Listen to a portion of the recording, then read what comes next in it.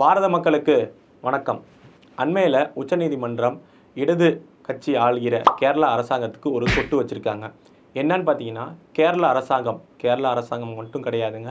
அதாவது புள்ளி வைத்த கூட்டணி சொல்லப்படுகிற எதிரி கட்சிகள் எல்லாமே பாஜக மேலே ஒரு குற்றச்சாட்டு தொடர்ந்து சொல்லிக்கிட்டே இருக்காங்க. என்னன்னா, நிதி பங்கீடு, அதாவது பாஜக ஆளாத மாநிலங்களுக்கு பாரபட்சமாக நிதியை ஒதுக்குறாங்க அப்படின்னு சொல்லிட்டு தொடர்ந்து குற்றச்சாட்டு சொல்லிகிட்டே வந்தாங்க. இதை எதிர்த்து தான், அதாவது எங்களுக்கு பாரபட்சமாக நிதியை ஒதுக்குறாங்கன்னு சொல்லி தான் கேரளா அரசாங்கம் உச்சநீதிமன்றத்தில் வழக்கு தொடுத்தாங்க. வழக்கு தொடுக்கிறப்பயே அங்கே சென்டர் என்ன சொல்லியிருந்தாங்க, அதாவது மத்திய அரசு என்ன சொன்னாங்கன்னா, அதாவது ஒரு கவர்மெண்ட்டுக்கு, ஒரு அரசுக்கு இவ்வளோ தான் அவங்க நிதி கொடுக்க முடியும், அந்த லிமிட்டையே கேரளா அரசாங்கம் தாண்டிட்டாங்க. இருந்தாலும் பரவாயில்ல, நாங்கள் உங்களுக்கு 13,000 கோடி திருப்பி எக்ஸ்ட்ரா கடனாக தருகிறோம் அப்படிங்கிறது சொன்னாங்க. ஆனால் இவங்க வாய்க்கு வந்தது கேட்குறது. அதை பார்த்தீங்கன்னா, இவ்வளோ கூட இப்போ நம்ம தமிழகத்திலே பார்த்துருப்போம், வெள்ள நிவாரணத்துக்கு 5,000 கோடி கொடு, 6,000 கோடி கொடுன்னு சொல்கிறாங்க. ஆனால் அதுக்கு கணக்கு கேட்டால் அந்த ஜிஎஸ்டியில் மாண்புமிகு நிதியமைச்சரே சொன்னாங்க, கடன் இருக்குன்னு சொல்லிட்டீங்களேங்க, கணக்கை கொடுங்க அப்படின்னு கேட்டால் எல்லாரும் முட்டை போண்டா சாப்பிட போயிடுவாங்க. அதே மாதிரி தான் உச்சநீதிமன்றத்தில் கேரளா அரசாங்கம் வாய்க்கு வந்ததை கேட்டாங்க.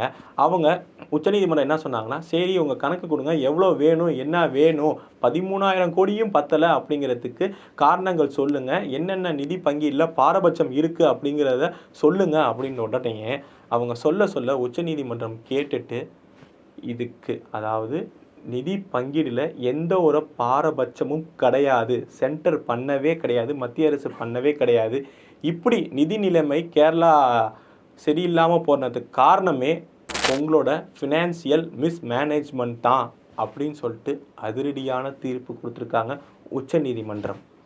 இதுக்கு ஒரு படிக்கு மேலே போய் இந்த வழக்கை அரசியல் அமைப்பு, அதாவது 5 பெஞ்ச் நீதிபதிகளுக்கு வழக்கை டிரான்ஸ்ஃபரும் பண்ணிவிட்டு இதில் கேரளா அரசாங்கத்துக்கு ஒரு கொட்டும், அதாவது ஃபினான்சியல் மிஸ்மேனேஜ்மெண்ட் தான் இதற்கு முக்கிய காரணம்னு சொல்லி கொட்டும் வச்சுருக்காங்க. இந்த தீர்ப்பு எவ்வளோ முக்கியம் அப்படிங்கிறத நம்ம உணரணும். தொடர்ந்து இப்போ இங்கேயே நம்ம பார்த்துருப்போம், ஒரே கையெழுத்தில் நான் நீட்டை ஒழிச்சிடுவேன் அப்படின்னு சொன்ன சின்னவர் இன்னி வரையும் நமக்கு நிதி ஒழுங்காக தரல அப்படின்னு சொல்கிறாரு.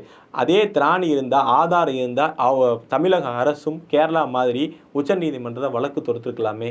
இப்போ வெள்ள நிவாரணத்துக்கு தொடுக்க போகிறேன்னு சொல்கிறாங்க, பொறுத்திருந்து பார்ப்போம். ஆனால் மக்களே ஒன்று உணரணும், இப்படிப்பட்ட முக்கியமான தீர்ப்பு, அதாவது எதிர்க்கட்சிகள் எல்லாரும் சேர்ந்து நிதியை பங்கீடில் பாரபட்சம் பார்க்குறாங்க அப்படின்னு சொல்லிட்டு இருந்தாங்க. ஆனால் அதெல்லாம் கிடையாதுன்னு சுப்ரீம் கோர்ட்டு சொல்லியும் இந்த நியூஸு தமிழகத்தில் அவங்க பாஷையில் சொல்லணும்னா ஆர்எஸ்பி மீடியா மறைக்கிறாங்க.